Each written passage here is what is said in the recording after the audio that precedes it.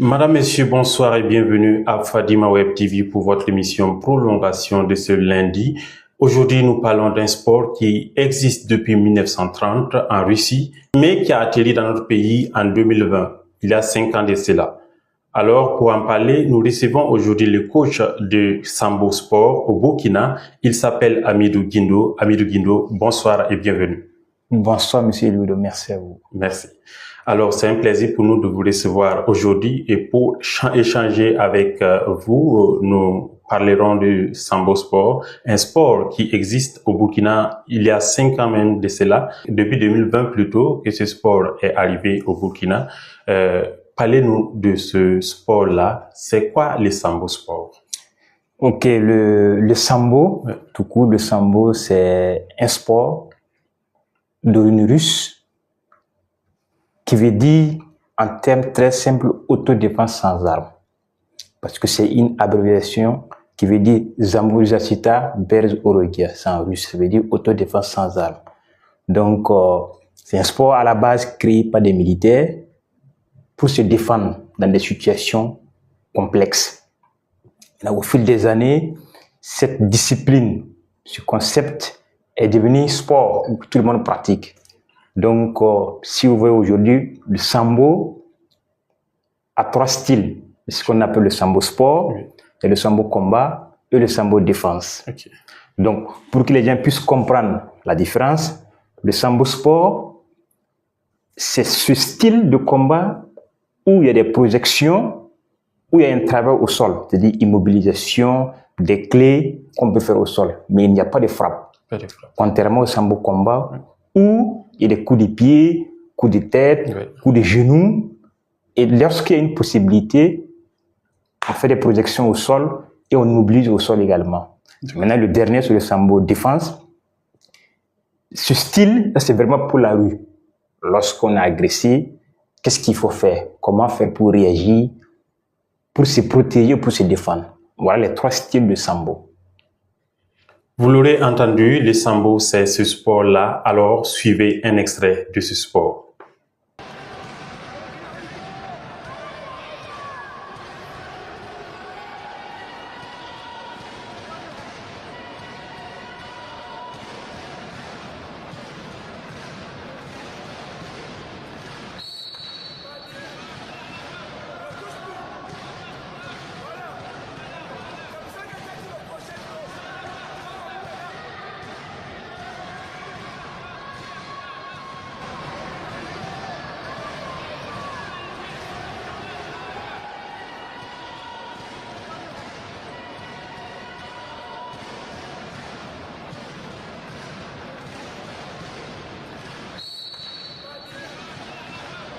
Depuis 1930 que ce sport existe au temps de l'URSS et c'est en 2020 que le Burkina a attendu pour pouvoir un temps soit peu pratiquer ce sport. Dites-nous pourquoi ce temps-là, parce que 90 ans c'est pas petit, pourquoi ne pas l'amener bien avant et que c'est récemment que nous pratiquons un sport très intéressant comme ça?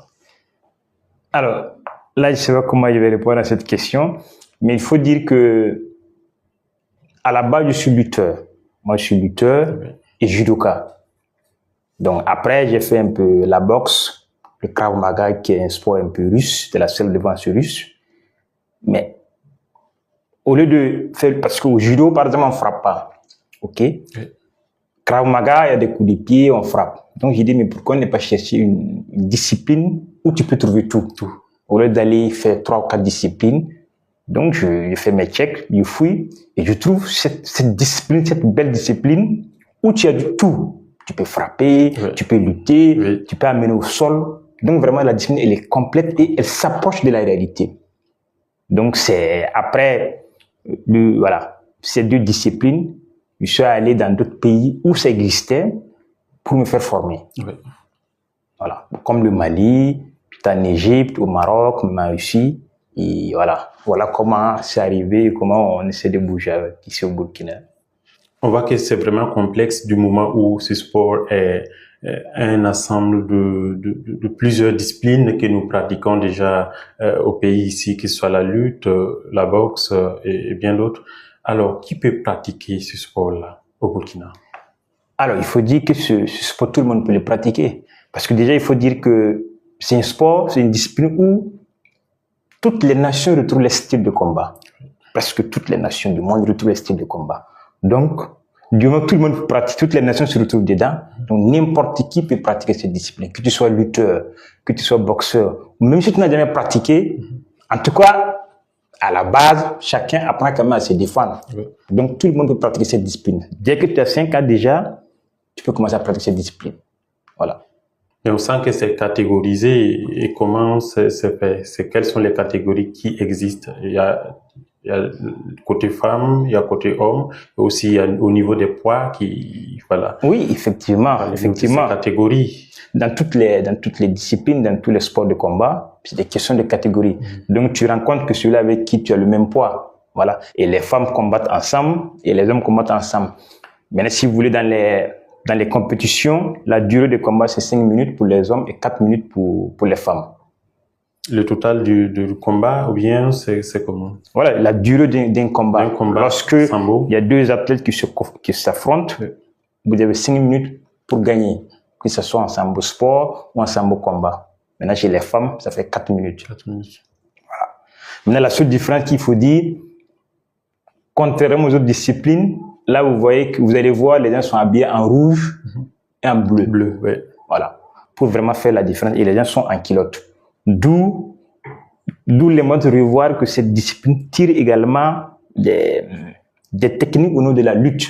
Parce que généralement, à la lutte, les gens combattaient en culotte. Donc, ce style est resté toujours. Donc, les gens sont en culotte et avec des coups de cas qu'on appelle les kimonos. Voilà. Rouge et puis bleu. Bleu. Voilà. Donc, si vous voyez cette tenue, il faut vous dire que c'est le sambo. Oui. Voilà. Et souvent des casques?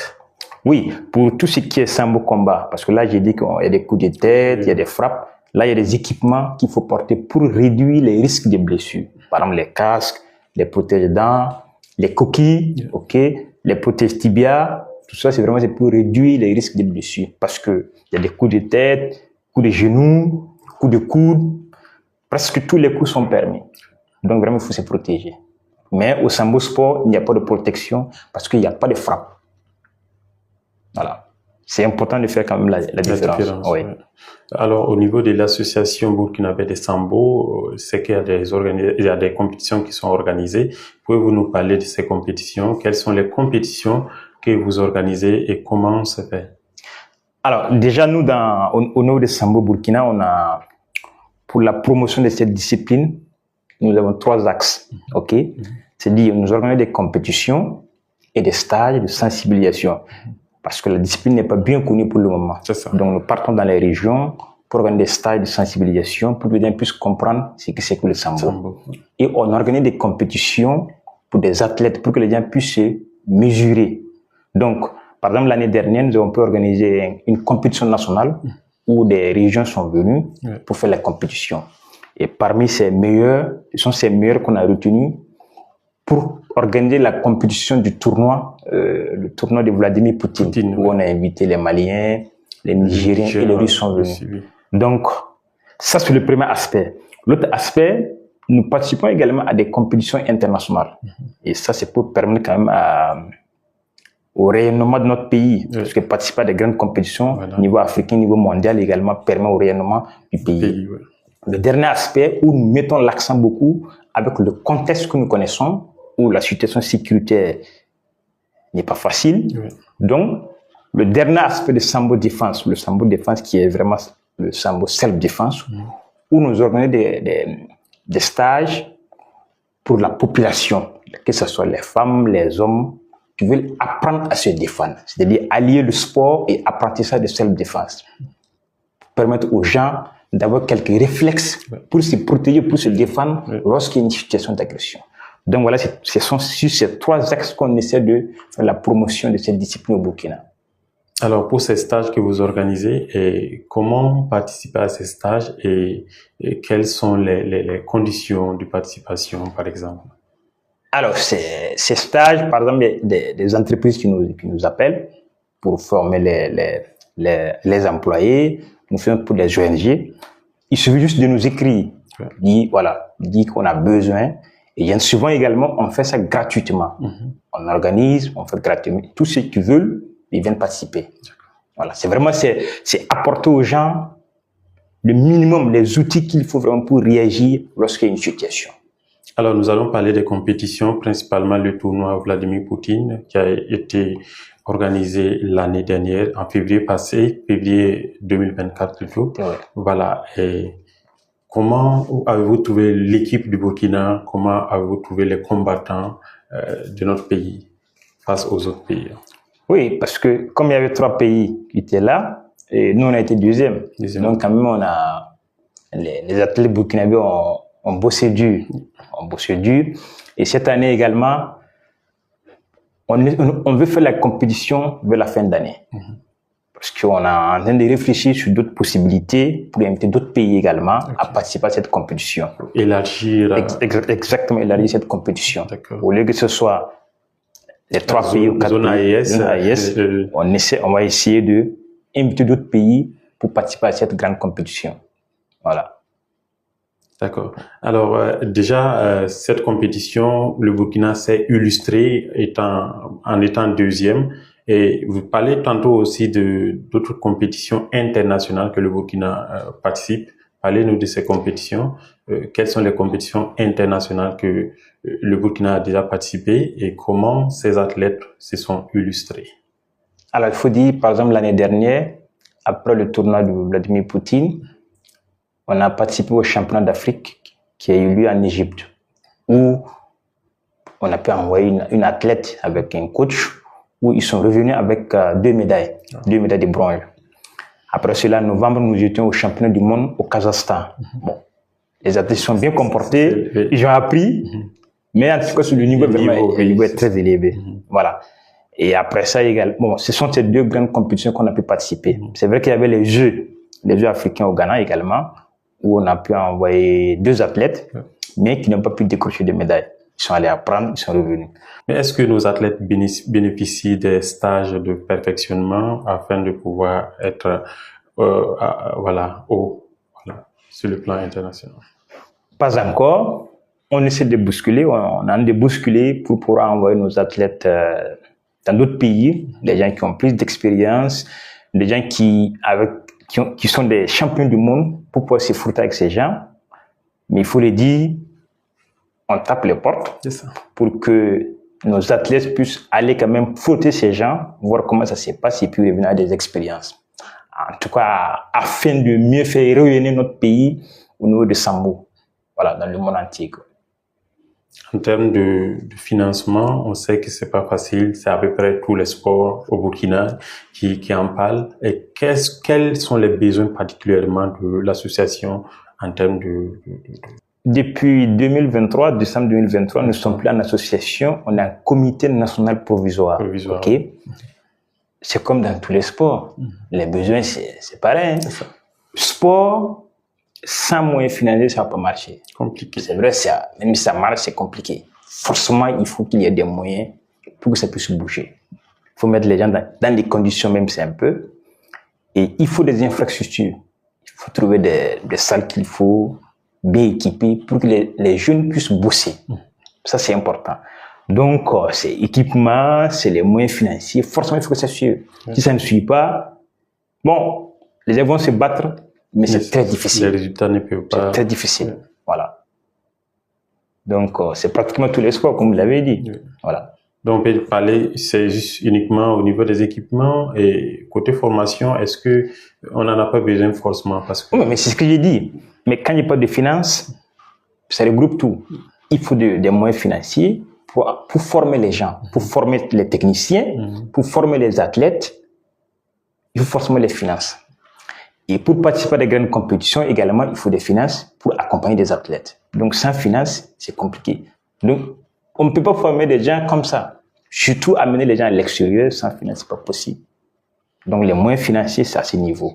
Ouais, les équipements, ça c'est les salles d'entraînement, les équipements qu'il faut, les matériels qu'il faut pour pouvoir se mettre dedans et bien bosser. C'est ça. Voilà. Au-delà de ça, il faut noter aussi que les collaborations avec les autres pays sont vraiment importantes pour pouvoir évoluer. Est-ce qu'on a des pays dont on collabore avec ou pouvoir aller en avant?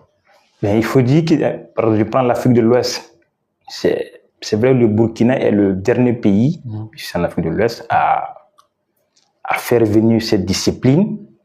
Mais aujourd'hui, nous sommes le seul pays, pas de l'Afrique de l'Ouest, où nous avons 2 coachs internationaux. Oh. Donc, je ne sais pas si où on va aller en Afrique de l'Ouest. Bon, c'est possible. Mais aujourd'hui, peut-être, c'est voir avec les autres pays qui sont mieux que nous pour voir comment on peut collaborer et apprendre. Sinon, en Afrique de l'Ouest, c'est pas évident. Mais nous sommes en train de chercher des pays avec lesquels on peut travailler pour pouvoir renforcer les capacités de nos techniciens et de nos athlètes. Mais pour le moment, il n'y a pas de pays. Voilà. Mais on réfléchit là-dessus quand même. D'accord. Alors, est-ce que l'encadrement du staff, c'est comment ça se passe?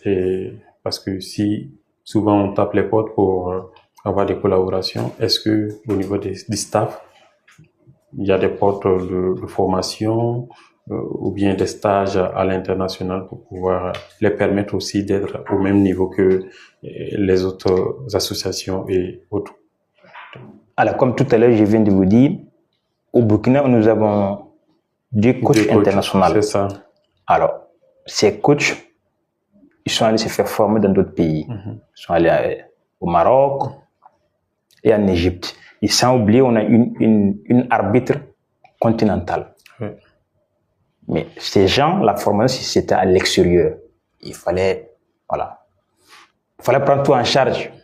Donc, c'est vrai, on s'est battu en tant que combattant et trouver les moyens qu'il faut pour aller décrocher 2 coachs, j'allais dire décrocher 2 diplômes pour avoir 2 coachs pour pouvoir faire bouger le sambo au niveau du Burkina. Et nous avons une arbitre aussi également continentale qui allait faire une formation et qui a eu ce diplôme.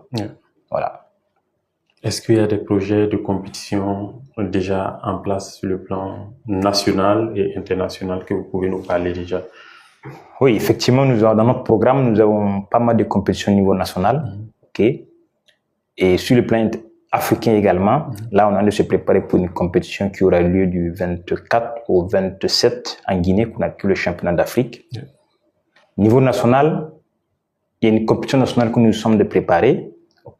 En plus de la compétition nationale, nous souhaitons faire une compétition spécialement dédiée aux femmes. D'accord. Et cette compétition, c'est pour inviter les pays limitrophes, tous les pays qui sont autour du Burkina, pour venir participer. Mais c'est vraiment spécialement pour les dames que nous préparons également. Et l'autre compétition, c'est le tournoi de Vladimir Poutine, pour la 10e édition également, que nous souhaitons réorganiser. Donc voilà, en gros, les compétitions que nous souhaitons organiser. Également, nous sommes de travailler pour faire sortir des techniciens qui vont participer à des stages à l'extérieur. Ça également, c'est dans le programme, c'est dans le projet, parce que une discipline sans bon technicien, c'est compliqué. Si vous n'avez pas de bons coachs, si vous n'avez pas de bons arbitres, comment ils vont pouvoir suivre les athlètes? Très compliqué. Donc, on essaie de mettre le paquet pour avoir des bons techniciens qui vont venir épauler les athlètes. Voilà ce que nous sommes en train de préparer cette année. Déjà, pour la sélection des athlètes pour qui partent à l'échelle internationale pour compétir, c'est tout un problème. Comment vous procédez à votre niveau? Alors, nous, c'est par rapport aux résultats passés, et à l'entraînement, on essaie de faire si vous voulez, des petites compétitions, parce que quand tu es coach, tu as 5 ou 10 athlètes, tu dois avoir cette capacité, tu dois être à mesure de savoir, même s'il n'y a pas de compétition, qui est en forme, qui est en forme, en tout cas en ce moment, pour pouvoir nous représenter valablement. Donc, on se fonde sur ces aspects pour pouvoir faire la sélection et puis envoyer les gens à l'extérieur. Mais l'organisation sur le plan international, est-ce que vous pensez que le fait d'organiser ça sur le plan national, affronter des régions, est-ce que ça ne permet pas de dénicher un tant soit peu des talents pour pouvoir les propulser à l'échelle internationale? Oui, effectivement, c'est ce que nous avons fait par exemple l'année passée, où on a organisé une compétition nationale. Les meilleurs ont été retenus pour le tournoi et ceux qui ont gagné au niveau du tournoi, qui sont partis également au championnat d'Afrique. Mais il faut le dire, nous sommes un comité, nous ne sommes pas en fédération, ça il faut le dire. Et pour avoir l'accompagnement du ministère, il faut forcément être en fédération. C'est ça. Donc, pour pouvoir regrouper les gens à Ouaga, inviter les gens de région, il faut le dire, c'est pas aisé. Voilà, on essaie de faire bouger les choses, mais il faut le dire, c'est pas du tout aisé que ça. Voilà. Mais on compte le faire. C'est vrai que vous êtes en comité, mais est-ce qu'il y a des projets pour pouvoir aller en fédération, parce que il faut très vite être en fédération pour pouvoir avoir certains accompagnements. Est-ce que ces projets-là existent? Oui, effectivement, nous sommes là-dessus. Nous sommes en train de créer des clubs dans les régions, parce que nous avons pas mal de clubs aujourd'hui à l'intérieur du pays, plus de 10 clubs qui existent. Donc, on essaie d'aller toujours dans les régions pour faire des stages de sensibilisation afin de mettre les clubs et pouvoir se mettre en fédération. Là, c'est notre premier objectif au niveau national même, vraiment pouvoir se mettre en fédération très rapidement. Voilà.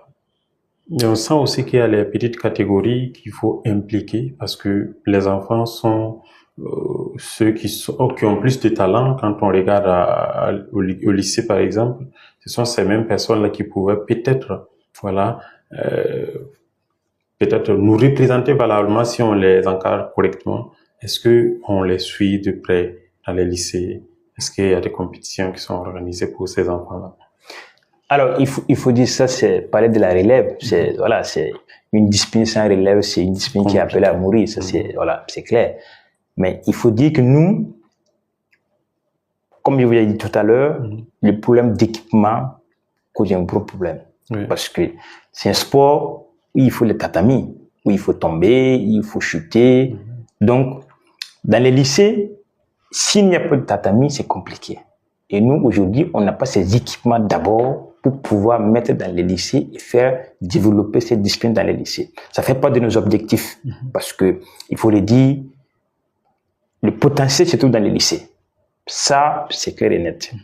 Mais il faut mettre un peu les gens dans les conditions. Trouver une salle, mettre les tatamis pour que les jeunes puissent venir s'entraîner. La relève est là-bas. Mais nous, aujourd'hui, il faut le dire clairement, on a ce problème quand même de matériel, d'équipement pour pouvoir implanter cette discipline dans les lycées. Qu'est-ce qu'on fait? On met l'accent surtout sur la sensibilisation pour que les gens puissent connaître cette discipline dans les lycées, la self-défense, comme je vous l'ai dit tout à l'heure, où les élèves en ont besoin, et également les valeurs. Parce qu'il faut dire que cette discipline également enseigne des valeurs, ou que les élèves en ont besoin. Là, on n'a pas besoin de taper, mais pour comprendre que voilà, les gens apprennent à être disciplinés, pour se maîtriser, pour être, si vous voulez, être modeste, humble. Mais voilà, ça, par exemple, des trucs, on essaie d'expliquer dans les lycées lorsque nous passons, mais de façon pratique, si c'est pas de la self-défense, le combat réel pour les compétitions, pour le moment, c'est compliqué. Voilà. Est-ce que selon vous, intégrer les sambo au lycée sera important pour nous? Oui, très très important, parce que cette discipline quand même permet de développer l'être humain. Ça, il faut le dire, ça contribue au développement personnel de l'être humain. Pourquoi? Parce que avec les valeurs qu'elle enseigne, avec les qualités, par exemple, lorsque vous pratiquez cette discipline, cette question de combativité, persévérance, de courage, tout ça, ce sont des qualités que vous allez acquérir en pratiquant cette discipline. Parce qu'il faut le dire, c'est une discipline d'action. C'est ça. Une discipline d'action où tu es régulièrement en épreuve. Donc, ça te permet de t'assumer, de prendre tes responsabilités en main. Et on a besoin aujourd'hui des jeunes, des gens qui s'assument. C'est ça. Au lieu de fuir ta responsabilité, tu dois t'assumer. Voilà. Au lieu de rester dans ta zone de confort, tu dois sortir dans ta zone de confort. Et cette discipline te permet de sortir dans ta zone de confort, de tes responsabilités, parce que tu seras en face de tes responsabilités régulièrement. C'est ça. Donc, la jeunesse, les élèves en ont besoin de ça pour être des leaders de demain. C'est ça. Parce que le leader, c'est celui qui s'assume. Il faut le dire clairement. Voilà. Et donc, si on arrive à intégrer cette discipline dans les écoles, il faut le dire, ben, on va gagner.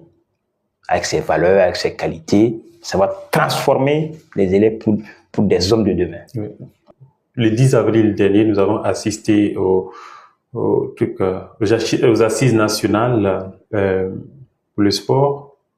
Alors, le sambo, quel était le sort du sambo? Alors, Moi, je n'étais pas là, nous n'étions pas invités, ça il faut le dire. C'est vrai que j'ai vu ça sur les réseaux sociaux, j'ai lu, à la télé, j'ai regardé. Bon, en tout cas, on n'a pas été invités, peut-être parce que nous ne sommes pas en fédération. Oui. Donc, nous avons juste regardé comme ça, comme tout le monde, bon, et on attend. Un appel à l'autorité en faveur du sambo? Ben, c'est ce que j'ai dit. Le seul appel, c'est vraiment de mettre plus de moyens, de façon générale, à tous les sports, surtout les sports individuels, les sports de combat, si vous voulez, qu'il y ait quand même plus de regards, ça il faut le dire. C'est vrai, il faut ce qu'ils peuvent. Ça, je dis pas il faut ce qu'ils peuvent, mais ceux qui sont au volant, donc nous, ce que nous souhaitons qu'ils fassent mieux également. Et je vois que au niveau de, comment on appelle ça, les équipements, nous qui sommes dans une nouvelle discipline, où nous avons besoin d'équipements quand même pour pouvoir faire la promotion de cette belle discipline. Voilà. Alors, merci à vous, M. Hamidou Guindo, d'avoir honoré notre invitation. Merci à vous, monsieur. Alors, madame, messieurs, c'est la fin de votre émission Prolongation de ce jour. Nous avons échangé du sambo sport au Burkina Faso. Nous étions avec Hamidou Guindo, coach national du sambo sport au Burkina. Très bonne suite de programme à vous et à lundi pour une autre émission.